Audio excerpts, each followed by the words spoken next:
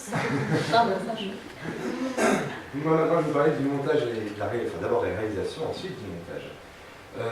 C'est une phase qui prend beaucoup de temps. Hein. D'abord il fallait trouver l'idée, ce qui n'est pas simple hein, quand on est 4, même 13, parce que c'est une idée de groupe. Une fois l'idée trouvée, donc il fallait la mettre en scénario. Donc un scénario c'est quoi? C'est un texte qui va faire qu'on va mettre toutes nos questions, tout ce qu'on a envie de dire, tout ce qu'on a envie qu'on nous dise dedans, et ensuite nous essayons de passer par la phase de storyboard. Donc ça c'est des petits dessins qui montrent à peu près comment on veut filmer telle chose, telle personne, à quel endroit, comment. Ensuite vient donc le tournage, qui est long aussi, hein. Pour une vidéo il faut compter environ une demi-journée, en tout cas pour ce qu'on a fait. Ça peut être beaucoup plus long, ça peut être beaucoup plus court. Ensuite vient le dérochage. Le dérochage c'est quoi? C'est le visionnage de toutes les vidéos que nous avons tournées. Donc ça je peux vous dire, c'est long. Pour trouver le petit détail qui fait que, ouais, là, la vidéo, elle est géniale. Voilà, c'est du travail. Et ensuite, vient le montage. Pour le montage, nous avons utilisé le logiciel, le logiciel Adobe Premiere Pro, qui est un logiciel professionnel, mais quand même assez simple d'utilisation. Donc vous voyez, on peut travailler par ici le son, par ici l'image, donc on peut couper les petits bouts d'image, les réinsérer avant, après.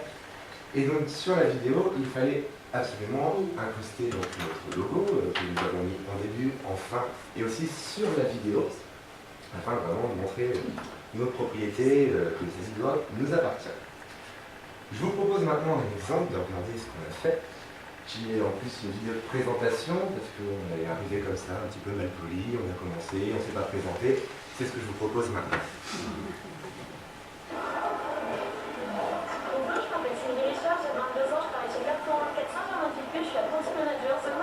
Je m'appelle Nathan Ponsac, j'ai 21 ans, je travaille à Codeco à Saint-Germain-des-Prés, je suis assistante chef de secteur. Je m'appelle Alexandre Mathieu, j'ai 22 ans, je travaille en tant qu'apprenti manager. Je m'appelle Marine Giovanno, j'ai 20 ans, mon entreprise est Patapin à Bourges, je suis apprentie manager. Je m'appelle Elisa Bosconi, j'ai 19 ans, je travaille à Carrefour Market à Nevers et je suis assistante manager en zone marché. Maïlis Salazar, j'ai 25 ans, je suis chef de groupe au Patapin Châteauroux. Jérémy Riotcourt, j'ai 23 ans, je travaille au Carrefour Market de Lezoux et je suis assistant manager zone marché. Je suis Laura Lardo, j'ai 22 ans, je travaille pour Tommy Hilfiger en tant que team leader. Je m'appelle Laetitia Lacan, j'ai 23 ans, je travaille à Carrefour Market à Saint-Germain-du-Puy, je suis apprentie manager épicerie. Je m'appelle Jimmy Lo, j'ai 25 ans, je travaille à Carrefour Market Saint-Martin-de-Tigny et je suis assistant manager en zone marché. Je m'appelle Laura Foucault, j'ai 23 ans, je travaille chez Carrefour Market à Jersey dans les Puy-de-Dôme et je suis apprentie manager zone marché. Je m'appelle Victoria Julie, je travaille chez un casino Nevers et je suis apprentie manager au rayon Marais. Je m'appelle Florence Leblanc, j'ai 24 ans, je travaille à Patapin à Chelet-Tours et je suis assistant manager. Donc là, ça tout ce que j'ai expliqué fait un peu sans sens, parce que là on a fait une vidéo donc en one shot comme on appelle, hein, mais c'est juste une fois où je reculais comme ça, Monsieur Murgia qui me tenait pour dire. Malheureusement cette vidéo n'apparaît pas sur YouTube parce que Carrefour Market ne nous a pas laissé la liberté de la diffuser sur internet, mais on l'utilise quand même dans le privé pour vous le montrer à vous. Donc la première partie est maintenant terminée. Nous allons maintenant voir l'innovation qu'opère le monde de la distribution au travers de nos rencontres. Nous allons commencer par le commerce de proximité, ensuite passer par l'e-commerce, le drive, voir aussi les innovations du futur et revenir aussi sur les innovations locales car nous sommes une place berrichonne un petit peu chauvine et on a envie d'en parler. Alors qu'est-ce qu'un commerce de proximité?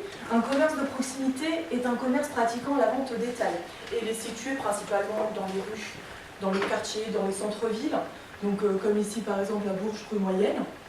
Elle est essentiellement composée de magasins alimentaires généralistes, tout comme les épiceries, mais sans oublier les magasins de prêt-à-porter. Donc, cependant, c'est un commerce qui est malheureusement en déclin face à l'évolution constante de la grande distribution. Donc, je suis sûre que vous faites plus vos courses au sein de la grande distribution plutôt que dans un commerce de proximité. Voici les chiffres qui vous le démontrent. 63 700 magasins de proximité ferment en 2013. Moins 2% de baisse de chiffre d'affaires pour les épiceries. Une croissance qui baisse de moins 8% pour les commerces de proximité. Vous vous dites, mais pourquoi des chiffres aussi négatifs? Tout se résume car c'est à cause donc, de l'évolution de la grande distribution, car un site d'e-commerce ouvre toutes les 20 minutes, ce qui représente 72 sites d'e-commerce par jour, 10 millions de mètres carrés de surface de vente qui vont se créer en 2014, 1,3 million de chiffre d'affaires pour le site Amazon et 3002 drives alimentaires recensés en 2014. Donc suite à ces chiffres, je vais vous laisser la parole à ma collègue qui va vous présenter plus en détail le commerce de proximité. Alors pour augmenter le potentiel d'un commerce de proximité, il faut mettre en place et développer différents axes pour justement contrer la grande distribution. Il faut vraiment se focaliser sur certaines stratégies pour développer son succès de commerce. Un client aujourd'hui accorde de l'importance à son environnement. Il cherche justement un commerce proche de son lieu d'habitation. Pour justement développer ce flux clientèle, il faut avoir tout d'abord un esprit d'équipe dans son point de vente. Aujourd'hui, la grande distribution, on s'aperçoit qu'il n'utilise pas la coopération de différents partenariats. Je pense qu'il est intéressant pour des petits commerçants de travailler ensemble. Ça permet d'harmoniser une méthode de travail et de développer des projets communs. Donc par exemple, deux commerçants peuvent communiquer sur une publicité en même temps. Ça va forcément impacter davantage de personnes et développer les boutiques concernées. Donc qui dit clientèle dit forcément relationnel. Ça c'est une stratégie qu'on doit forcément avoir.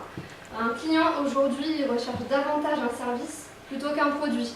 Il aime avoir des renseignements, être écouté, il aime avoir un lien avec son commerçant, être reconnu quand il revient dans la boutique. Donc ça c'est des choses essentielles à avoir. Ça permet une fidélisation. Si on parle de fidélisation, on parle forcément de stratégie commerciale. Un commerce de proximité reste forcément un commerce, il doit développer des bénéfices et avec des opérations commerciales dans son point de vente. Plus on optimise une surface de vente, plus on a l'opportunité de développer sa boutique. Vous pouvez, vous, si vous êtes commerçant, avoir des applications smartphone qui enverront des SMS à vos clients pour avoir des réductions. Qui permettra à vos clients de venir en boutique et d'augmenter votre clientèle. Enfin, justement, ces outils-là, c'est des stratégies innovatrices. Aujourd'hui, c'est vraiment un facteur clé de succès. Je pense que vous avez tout intérêt à avoir des outils de digitalisation, par exemple, comme dans le prêt-à-porter. Il y a un exemple pour vous, mesdames, quand vous faites votre shopping. Si vous flashez sur un produit, par exemple une robe, il existe des cintres intelligents qui retranscriront votre article sur un écran juste au-dessus avec quelques informations le concernant, comme la composition du produit ou les déclinaisons de couleurs. En plus de ça, vous allez avoir en parallèle une musique, un effet sonore. Si vous avez choisi une robe de soirée, par exemple, vous allez avoir une musique festive. Donc ça, c'est des outils qui vont vous permettre de fidéliser votre clientèle, de les sensibiliser. Et aujourd'hui, un consommateur, il adore, il est friand des nouvelles expériences d'achat dans un point de vente. Mon second exemple sera sur la plateforme e-commerce. Vous avez tout intérêt à avoir votre boutique en ligne, car aujourd'hui, les consommateurs achètent énormément sur le web. Ils accordent une place importante sur le commerce de proximité. Ils aiment y aller pour avoir leurs renseignements, pour ensuite faire leurs achats à tête reposée, et leur évitant certaines contraintes comme l'attente en magasin, on le sait tous, on déteste ça. Et mon dernier exemple sera les multiservices. Ça, c'est des nouveaux concepts qui existent dans des grandes villes. À Lyon, par exemple, le coiffeur et le bar. Donc vous allez avoir une coupe plus un rafraîchissement.